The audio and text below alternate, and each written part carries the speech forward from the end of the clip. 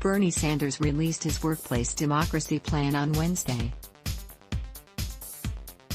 His campaign's labor platform makes the strongest case of any of the candidates so far that he would be unions' best ally in the White House in generations. At a time when the Democrats' official labor law reform proposal, the Protecting the Right to Organize (PRO) Act, would essentially overturn the anti-union Taft-Hartley Act, the race to the left for labor's support in the primaries demands bolder policies. Bernie Sanders does not disappoint. Advertisement. The standout measures where Sanders' labor platform is most exciting is its proposal for new workers' rights and forms of union representation that transcend the National Labor Relations Board framework of enterprise-based contract bargaining. One is a just cause legal standard of employment, which would mean that non-managerial workers, whether they are represented by a union or not, could only be fired for a legitimate, serious, work performance reason. This has been a cause Athot in these times has long championed, and as Moshe Marvit and I explain elsewhere, would open up new pathways to organizing. Bernie Sanders is the third candidate, so far, to embrace the reform, after Bill de Blasio and Jay Inslee, but he's the first leading contender for the nomination to do so. But best proposal in Sanders' platform is what he refers to as sectoral collective bargaining, but others in the academic and think tank world have been calling wage boards. Basically, he proposes to work with trade unions to construct new industrial standards boards, with representatives for the employers, workers and possibly that nebulous concept, the public, that can set minimum standards for wages, benefits and hours across entire sectors of the economy, thereby taking those issues out of competition. This is essentially the framework of the first New Deal legislation, which the Lochner-era court overturned, and which the National Labor Relations Act was initially meant to operate alongside of. Sanders' wage board proposal was clearly influenced by the Center for American Progress' David Madlens and University of Michigan's Kate Andrea's dogged research and advocacy for reviving the wage board model. It's also not insignificant that a revived wage board is how Service Employees International Union, SEIU, Local 32BJ won a $15 minimum wage for fast food workers in New York State, and that SEIU is rather bullish on expanding and exporting the model. This is possibly the most important labor law reform that a Democratic president, with a Democratic Senate willing to nuke the filibuster, could achieve. It's that one that could put a union in every workplace in America on day one, because if unions had the legal reach to improve wages and working conditions across an entire industry, workers would join and support the unions that were fighting for them, particularly if we made it easy for them to make voluntary paycheck contributions, even before they win a collective bargaining election at their specific workplace. Advertisement. The man with the plan. Sanders also offers a laundry list of good and overdue reforms. His proposed amendments to the outdated and ineffective National Labor Relations Act, like most of the candidates' plans, improve upon the PRO Act in several ways. It adds card check recognition and the right to a first contract for new unions, which were provisions of the failed Employee Free Choice Act, EFCA, that did not get carried over into the current Democratic bill. Sanders also proposes to fully restore workers' right to strike and to engage in solidarity activism. In the case of the latter, that means wiping out more provisions of the 1947 Taft-Hartley Act. In the former, it means overturning an obscure 1938 Supreme Court decision, NLRB v. Nye Radio and Telegraph Company, that allows employers to permanently replace workers who go on strike over economic demands. Employers increasingly took advantage of this decision during the Reagan administration. Banning permanent replacements was the labor movement's top legislative priority in the first year of Bill Clinton's presidency.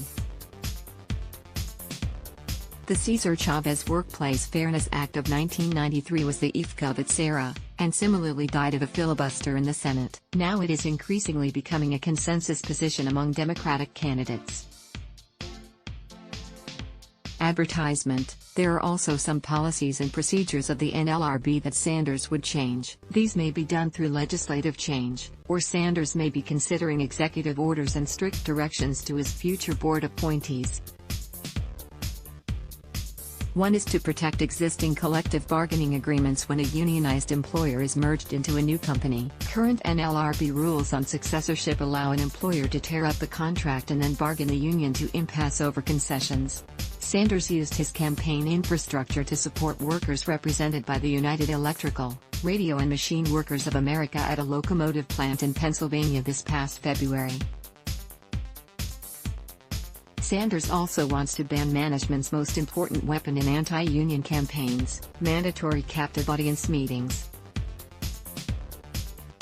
The courts have ruled that employers have a First Amendment right to express their anti-union views, and employers use the power of the paycheck to force employees to listen to them. Bernie Sanders says that workers should have the right to walk out on a presentation. One very attention-grabbing plan responds directly to Joe Biden's bad faith arguments that a Medicare for All system would be unfair to unions who have historically traded higher wages for employer-sponsored health insurance. Sanders' NLRB would support unions reopening their collective bargaining agreements in order to recoup as much of an employer's cost savings from taxpayer-funded health care as possible as new wage gains. His platform implies that a unionized employer that does not share financial data and agree to sharing its cost savings would be charged with committing an unfair labor practice. Advertisement. Finally, like many of the candidates in the crowded Democratic field, Sanders proposes to fix an original sin of the NLRA, its racist exclusion of domestic and farm workers from the protections of the Act. Sanders also prioritizes legislation that would accelerate and codify badly needed regulatory reforms that got bogged down by right-wing judicial activism and corporate opposition during Obama's second term.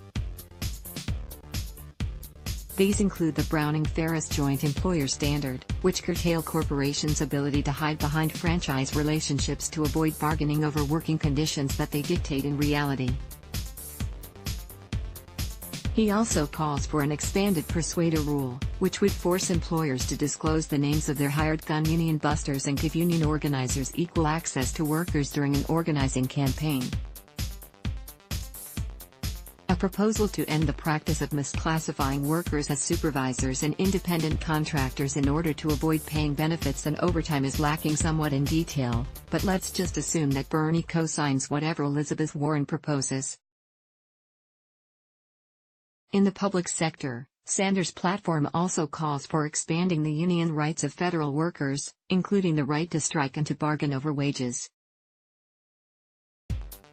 Ronald Reagan's infamous termination of striking air traffic controllers in 1981 was a signal event in corporate America's assault on unions. Ironically, that strike was sparked by the federal government's refusal to bargain over wages. The right to bargain and strike, long denied to federal labor unions, would likely make strikes over routine collective bargaining matters less likely. But they would, as Sanders was quick to point out, empower federal workers to use their labor power to put an end to routine government shutdowns. Advertisement. He also pledges to sign the Public Service Freedom to Negotiate Act, which was introduced by Representative Matt Cartwright, D.PA, and Senator Mazzarino, D. Hawaii, in June, and which would extend union rights to all state and local government employees as well. Never waste a crisis. The turf of U.S. politics shifts beneath our feet like quicksand. This is a moment of great possibilities and existential threats. One of our biggest challenges as a labor movement is that too many of us, leaders, rank-and-filers and leftist critics alike, view things as static, as stuck in the moment in time, whether that be 2009, 1993 or 1978, that real change won't happen without a crisis. But we are already in a crisis.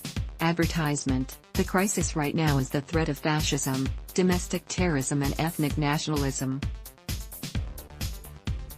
These are all problems that have been made possible by the systemic corporate attack on union rights and a yawning gulf of economic inequality. Centrist politicians and shapers of public opinion who have hardly been friends to the working class are slowly waking up to the role that unions play in political education and voter turnout. So even if Bernie doesn't win the nomination, if it's Elizabeth Warren or Kirsten Gillibrand or even Kamala Harris, we still probably have a candidate and a growing portion of the Democratic establishment, who recognize that they have to deliver real wins for working families if they don't want to get turned out of office all over again in 2022 by a racist and demagogic death cult. As a labor movement, now is the time to demand more. Much more. Let's take the issue of just cause, which is a basic human right enjoyed in much of the world, and the lack of it is one of the foundational problems that keeps most workers from pushing back on employers' unreasonable commands. Elizabeth Warren hasn't even put out her full labor platform yet. I fully expect it to be full of robust proposals to restore the legal rights and power of workers with some delightfully wonky detail. If she joins Sanders in endorsing Just Cause, the issue, which wasn't on any union's agenda, could be on the fast track to the Democratic Party's 2020 platform, as long as the candidate isn't someone who promises that nothing would fundamentally change. Advertisement: good ideas that are put on any primary candidate's agenda should remain on Labor's agenda in the years to come. When it comes to ideas for restoring the legal powers of workers, our approach should be yes, and SEIU President Mary Kay Henry has the right approach for these times. The union released its own list of labor law demands in the same day as Sanders, and challenged every candidate to release a detailed labor plan explaining how they will make it possible for all working people to join unions. The political moment, says Henry, is no time for minor tweaks to our broken system. Let the primary of ideas continue. Update: the day after Sanders' plan came out, Beto O'Rourke released a labor plan that includes wage boards. Let's block ads. Why?